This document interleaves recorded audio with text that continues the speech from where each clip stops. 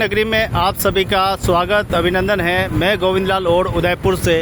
दोस्तों, उदयपुर शहर वह शहर है जिसकी सांस्कृतिक, सामाजिक, साहित्यिक परंपरा का बहुत बड़ा समावेश है।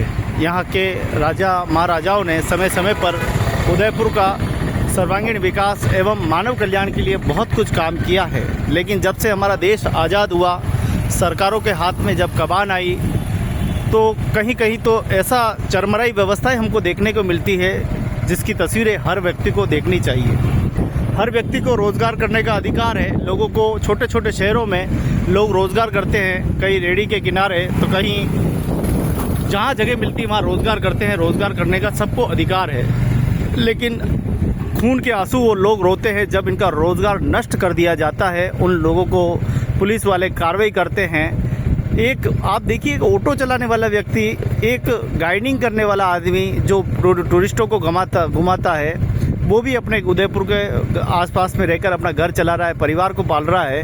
वो चोरी चकारी नहीं कर रहा है, फिर भी पुलिस वाले उसे लपका के केस में उसे बंद कर रहे हैं। ये हमारे लिए बड़ा दुर्भाग्य है, हमारे शहर के लिए, हमारे भारत देश के लिए बड़ा दुर्भाग्य है। जहाँ इन सब कामों के लिए पुलिस 24 घंटे तैनात है, ऐसे लपके अगर कोई है तो उनकी पहचान करें, उनको पुलिस जेल में डाले। लेकिन जब निर्दोष लोगों पर जब कार्रवाई करती है तो वो बड़ा गलत लगता है। देश में एक नई एक और व्यवस्थाएं पैदा हुई है आजकल चालान काटने का।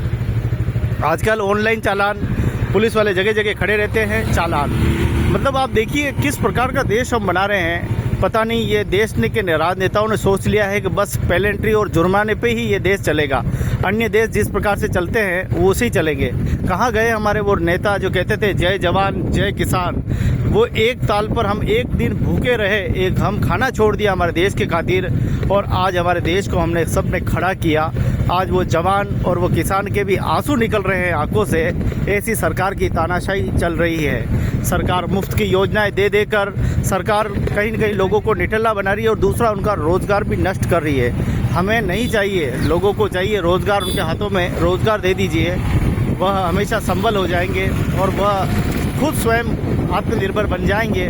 तुम्हारी खैरात नहीं चाहिए, इनको खैरात अगर देनी है तो इनको रोज़गार दो, इनको बैठने की जगह दो। चाहे वो छोटे से छोटा क्यों नहीं हो, ठेला वाला हो, थड़ी वाला हो, हर व्यक्ति को रोज़गार मिलना चाहिए।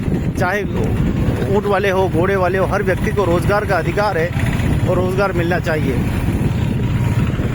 तो वीर शिरोमणि महाराणा प्रताप की जन्मोत्सव बड़े धूमधाम के साथ नगर में मनाया जा रहा है। और आप देखें कि किस प्रकार से यहाँ छोटे से छोटे व्यक्ति कमाकर खाते हैं, चाहे वो ऊँट वाले हो, बग्गी वाले हो, घोड़े वाले हो, रस वाले हो। अरे हम बाद में होगा। तो आप देखिए किस प्रकार से पूरा कमाकर खा रहे हैं। ये चोरी नहीं कर रहे हैं, ये बिल्कुल दबंग तैयारी के फोटोग्राफर साहब भी कमाकर खा रहे हैं। कमाकर खाना कोई गुनाह नहीं है, सबको खाने का अधिकार है, सबको कमाने का अधिकार है, सबका घर की रोजी रोटी चल रही है। अगर कोई नहीं समझ पा रहा है तो वो है हमारा प्रशासन, जो आए दिन कार्रवाई करता है। अगर इनकी कोई गलती है तो आप कार्रवाई कीजिए, गलती नहीं है इनको व्यवस्थित खड़ा करने दीजिए, व्यवस्थित तरीके से इनको बसाना सीखिए, व्यवस्थित तरीके से इनको रोज़गार देने मिलना चाहिए, इनकी सुरक्षा करनी चाहिए। कोई अगर शराबी आ जाए, पर्यटक इनको परेशान करे तो वो कार्रवाई करनी चाहिए। उल्टा इन्हीं लोगों को तुम कार्रवाई करते हो, उन्हीं लोगों को लपका बना देते हो, इन्हीं लोगों के साथ कार्रवाई करते हो।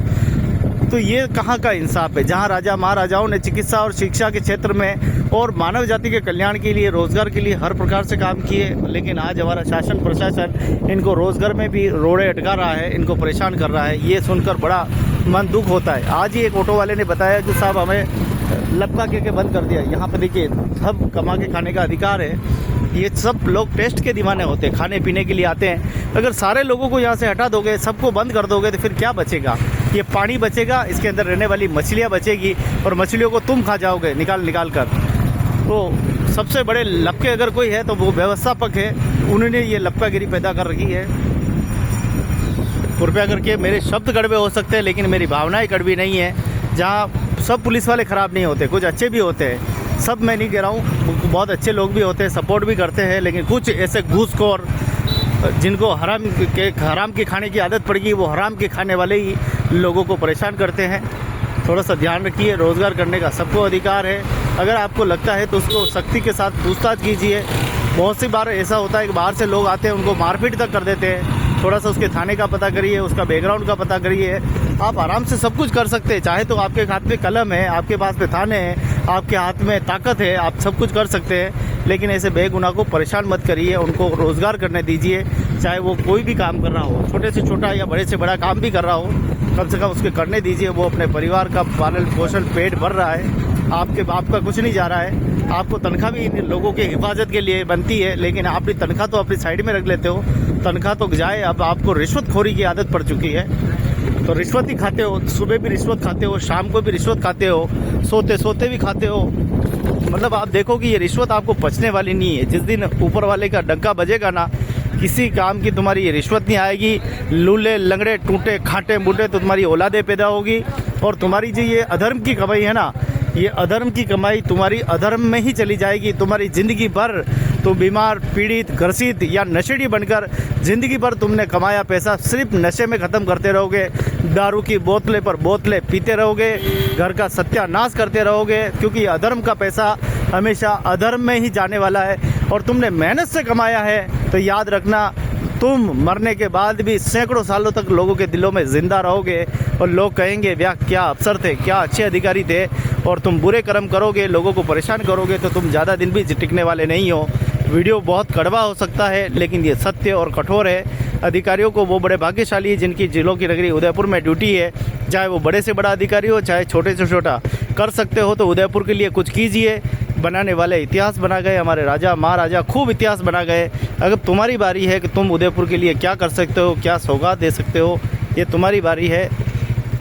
ये तो दिन भर साफ़ सफाई में हमारे लगे रहते, बहनें भाई सब लगे रहते हैं, और हम चाहते हैं कि साफ़ सफाई की व्यवस्थाएं होती रहे, लेकिन दिमाग को साफ करना भी हम सब की जिम्मेदारी है।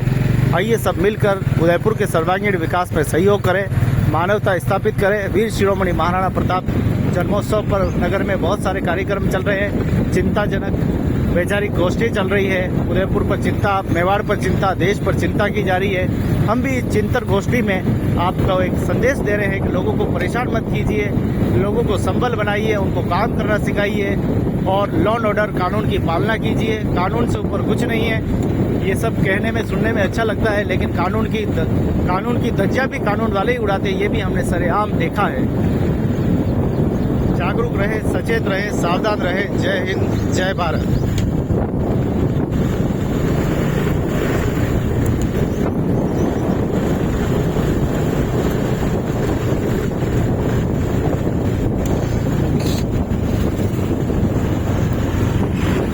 जय हो नीलकंठ प्रभु की जय हो, महादेव की जय हो।